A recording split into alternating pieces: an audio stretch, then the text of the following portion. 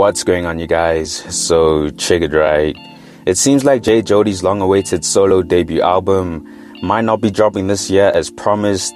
Now, before we get into the reason as to why he won't be dropping this year, I think it's important to establish why so much anticipation has been built around his album. Now, throughout this year, we've seen Jody and a few other members from RCR tease Jody's album, with Reese being the first to hint at it, with these lines on Achilles where he went on to say, "Wanted to drop it in July to F you up even more, but I know Jody got you first, I gotta go on this tour." Then towards the end of June, we had Jody reveal the album title with it being Shine O'Clock. Then at the beginning of July, for his birthday, he dropped the official track list, and he performed an unreleased track alongside Reese at Cotton Fest, with the track being Vamanos. Now, I think it's also worth mentioning that Jody happened to be the real MVP on DJ Clen's album, Viral, where he gave us some of the most standout verses and hooks. So with all this happening, it all led to a solid build-up to his album, but then he dropped an IG Live where he detailed why his album was being delayed. So, first time, niggas are like, no rollout, I'm not gonna listen. It's kind of weird now, because there's so much information, so people feel that they know what artists must do and stuff like that. You'd be like, let me license this thing and get, more of like the greatest, what can I say, resources, so that when I shoot a video, it's the dopest one. So that when I do a rollout or whatever, it's the dopest rollout ever, or whatever, you know what I mean? So that's what I want to do with this album, guys. I want to make it a real situation. I want to make sure that, there's even songs on radio and stuff like that. A lot of people think we are anti-establishment, anti-companies or whatever. No, man. We're not that. We're just saying, when you get into deals, make sure it's a deal that works for you, that benefits you properly as much as it would benefit the company. So that's what I want to do. I want to get into a situation where when I drop this album, it can reach, everybody, and you guys mustn't be like, this guy dropping the album, hey, it doesn't feel like it. I want it to feel like I've dropped a fucking solo, debut solo album. You understand? So yeah, I want to drop this album properly for you guys, So I'm shopping right now. I'm shopping for something that is solid for the release of my album, so that when it comes out, you guys can get into my world, can get into the world of Shine O'Clock and be like, damn, man, that was, because with music, you don't want to just drop music. You want it to be, you want to mark an era. You feel me? You want to mark an era. You know what marking an era is, bro? Like, remember when...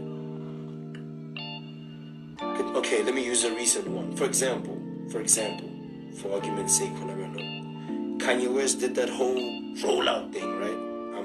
I'm not sure about the music and the thing on the album, but when he did the rollout, he marked an era because we list so much. He put us in that world. He burned the house. He brought those orders. Everybody was wearing black, all those things. You know what I mean? That's big budget shit. That's American big budget shit. Not a more Africa, the southern part of Africa, matter of fact. And y'all know shit ain't really cool out here. You feel me? So, I can never get on that type of thing now, right? But what I'm saying is, I would like to do something that will, keep your guys' interest. Keep your guys' interest, in what I'm doing at that time. First time. So you mark an era, bro, by doing that kind of thing. For example, we marked an era, in a way, with Heaven Can Wait, when we did the whole thing of, spelling the every time we did our text and everything, the lost words were capital letters. You know what I mean?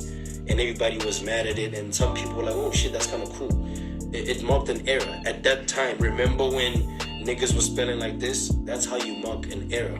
So yeah, I don't want that kind of thing to happen. So right now, after all these things that I've said, I'm trying to find a way to supplement my album's release the correct way, so that when I drop it, you guys get the best type of work and you get the best everything out of it. You know what I mean? Otherwise, what's gonna happen? What's gonna happen? You guys are just gonna say mid. Or you need to be mid, yeah, mid, because no rollout. I don't even know why everybody all of a sudden so big on rollout. What about the music? Are you listening to rollout or music? What are we doing? Niggas listening to rollout. No, you listen to music. You don't listen to rollout. But right now it has become such a big thing, man. So everybody cares about these small things now. You know what I mean? So anyway, that's what I'm saying. I'm just trying to find a lucrative type of situation for my album, so that when I release it, you guys, receive it the way I want you to receive it. So that you get into the world of, of Shine O'Clock and everything. You feel me? So that's what I want to do, guys. And that's the delay of the album. But I will say,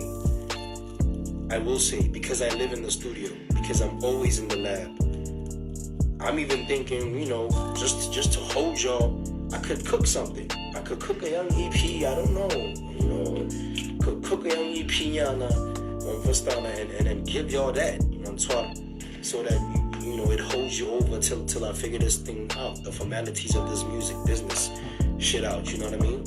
Because, it's many talks, there's many, offers, also there's, things on the table, but it's gotta be the right thing, man. Especially for a debut solo album. That's just all I'm saying. But I care about this, and I want you guys to get the best out of me, man. You know what I mean? Because you cannot drop, your first album twice, my nigga.